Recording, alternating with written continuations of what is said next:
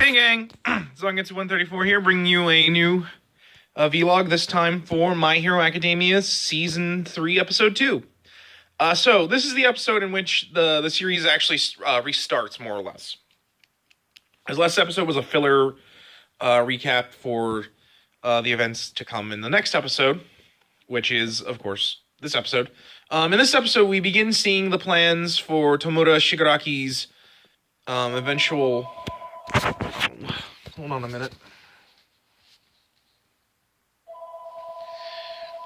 Ignoring that, okay.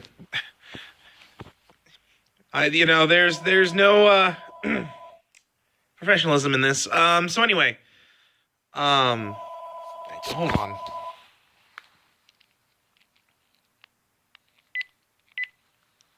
All right, there we go. So yeah, we see the beginnings of Tomura's plans for his next attack, which it's just pretty obvious.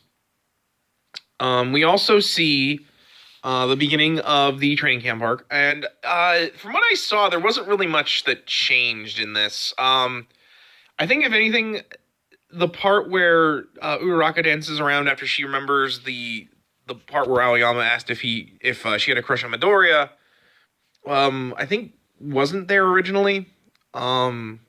And I think the other was that they made the dirt monsters that Pixie Bob created a little bit more, gave them a bit more visualization, since we didn't really see, like, I think them all have like a different look, but there was that. So yeah, but yeah, we're in this episode, we're more or less the beginning of the training camp arc. Really doesn't change from what I saw, which, to be fair, was pretty much how it went. We do get an introduction to the first two of the Wild Wild Pussycats, Mandalay and Pixie Bob. And I will admit, I do like the animation done there with the two's hero introduction call. They're stingingly cute, and they never let go of the Wild Pussycats thing. They were interesting. I find the Pussycats okay. They don't really do a lot in this arc. They're pretty much gone after the hero camp arc, anyways. Which is a shame, because I liked the ideas behind them, that of a group of characters that do rescue mountain work. We're of course introduced to Koda, who is really the most important member of the Wild Wild Pussycats. And even then, he's not a member of the Wild Wild Pussycats. He's just... he's Mandalay's nephew, who she's taking care of after his parents' two heroes, I think, were firefighter themed. As we'll see later, Koda's quirk is he can generate water. And to be fair, I know I'm doing a lot of spoilers. So, but like, they were, I guess, firefighter themed. That you don't see their theming until you're probably not gonna see it for at least, I think, another 2 episodes. Because the next episode's where we actually see them doing their quirk training, and then I'm pretty sure the next episode's when we're gonna get into the attack on the camp. Yeah, I know. I'm coming into this assuming that most people that are watching this have read the manga, so forgive me if I spoil a lot. I do think the voice acting is really good. I like the actress they got for Pixie Bob, where she can do the cute sounding voice, but also can do the intimidating voice that she uses with Midoriya. Although, to be fair, she drives me nuts. She drives me nuts. I like Koda's voice actor, actually voice actress. He's perfectly serviceable. He acts like the brat he's supposed to act for most of this arc. But yeah, so yeah, we get their first little bit of training exercise out of being sent into the forest of monsters, which sets up for them doing another reference to actual real life stuff. Because I think it's Kaminari. Kaminari points out that name sounds like it comes right out of Dragon Quest, which doesn't surprise me. For those of you that don't know Dragon Quest, it's an RPG with art design usually made by Akira Toriyama. I don't think he does it currently, but they use basically the same style as Dragon Ball Z. and the art style that Toriyama has for drawing characters. Like a lot of the females look like Bulma or Android 18 or Chi Chi, and a lot of the characters, especially the main characters, usually have like a look that looks like Goku. But yeah, I will admit, the things I like about this episode is the introduction of Pixie Bob, mostly because of the fact that we see her quirk. She's the first of the Wild Wild Pussycats that we get what exactly their quirk is. Mandalay's quirk won't be revealed until later. And I think we only actually see one other of the Wild Wild Pussycats, the male members. I'm sorry I don't remember their names, but like I only remember Mandalay and Pixie Bob because they have the most character stuff.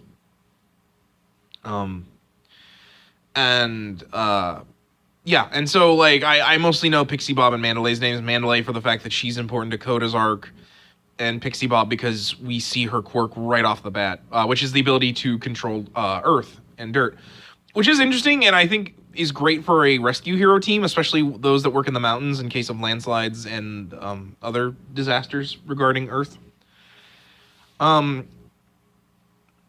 It was definitely an interesting quirk, and I like the fact that we got to see what's really weird is like this is actually where the manga decides to give you a quick refresher on everyone's quirks. So it made me wonder why we had to do an episode recap where they just explain the quirks, but I guess it's for people that haven't seen the show entirely, and the fact that like we only see like a brief glimpse of what the names of their quirks are, and not only that, but they don't explain how the quirks work. We just see the characters using them. Like we see Kirishima and Sato team up to use their attack quirks. I think really the only thing we see that's any interest of their quirks is that Koda, the character with the Anna voice, the one who can talk to animals, he tries to use his voice to calm the dirt beasts. But because they're man-made artificial creatures, they'd actually his voice doesn't work on them, which I found was kind of an interesting thing.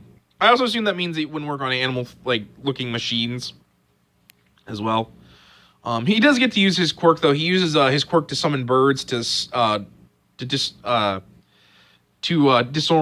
the dirt mound creatures. While everyone else uses their quirks, it's mostly focused on Midoriya, Ida, Bakugo, and Todoroki doing most of the intense fighting, as the fact that they have the most experience battling with villains.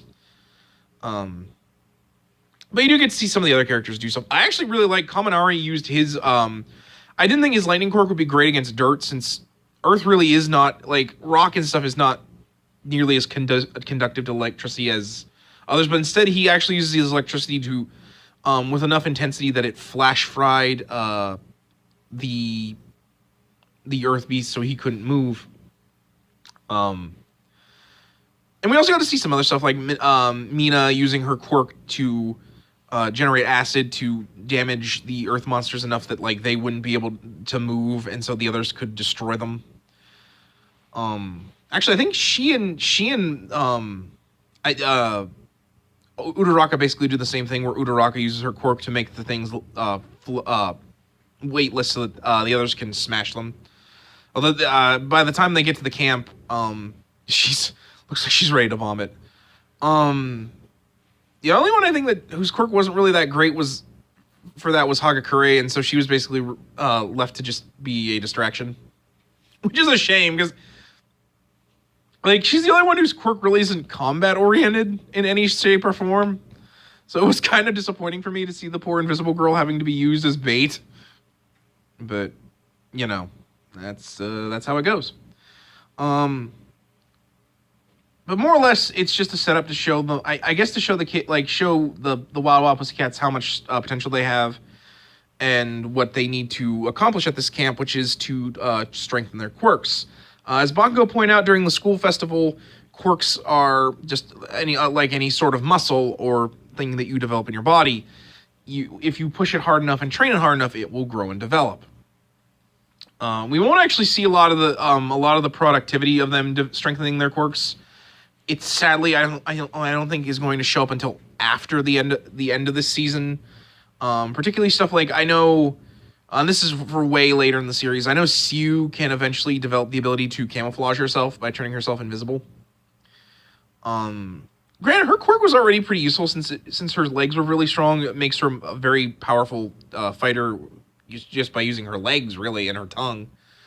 But yeah, most of the training stuff we see doesn't happen until later. And most of this episode is just to set up the relationship between Midoriya and Kota, the little boy. Mainly in the fact that Kota hates heroes because of the fact that people worship the fact that his parents died in the line of duty. Which, to be fair, like, I get, like, the idea that, like, that's a respectable way to go in your hero in practice, as you died fighting evil.